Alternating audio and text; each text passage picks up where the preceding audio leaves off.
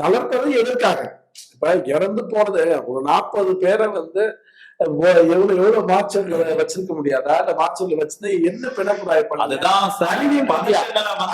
மேலும் மேலும் அவங்க வேதனை அதிகரிக்க கூடாதுன்னா அரசு அந்த தனியணும், அந்த பிரச்சனை தனியனுக்காக கூடுதலா ஒரு முயற்சி. ஏன் நம்ம விஷயம் தானே. அங்கே வச்சு நீங்க சபா அரசியல் பண்ணுவீங்க, பிண அரசியல் பண்ணுவீங்க, அதுக்கு எதெல்லாம் அரசு செய்வீங்க. ஓ இவங்க அப்படி வராங்க, அப்படி அப்படி வராங்க. குஜராத், ஒரிசா, மத்திய பிரதேசம், உத்தரப்பிரதேச அந்த அரசியல் வராங்க. நீங்க இருக்கிற அரசியல் தமிழ்நாடு அரசு ஒரு பக்கம் செவி சாய்க்காது. சீன் போட்டுட்டு இருக்காங்க, அப்படியே கதறி கதறி அழுதுட்டு இருக்காங்க சொல்லிட்டு. எத்தனையோ இது நடந்திருக்கு. ஏன் 6 மணிக்கு மேல மார்ச் வரையில பண்ணக்கூடாது ரூல்ஸ் இருக்குன்னா அதுக்கான சில காரணங்கள் இருக்கு. அப்ப நீங்க எல்லாத்தையும் அரசு இருக்கிற பிரச்சனையை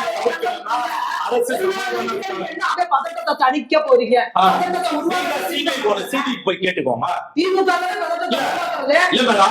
உலக அளவுல ஸ்காட்லாந்து போலீஸ் நிகராகக்கூடிய தமிழ்நாடு காவல்துறை நம்பிக்கையில சிபிஐ ஒண்ணு போய் கேட்டு போங்க. அதுதாங்க நீங்க கொடுக்குறாங்க போங்க.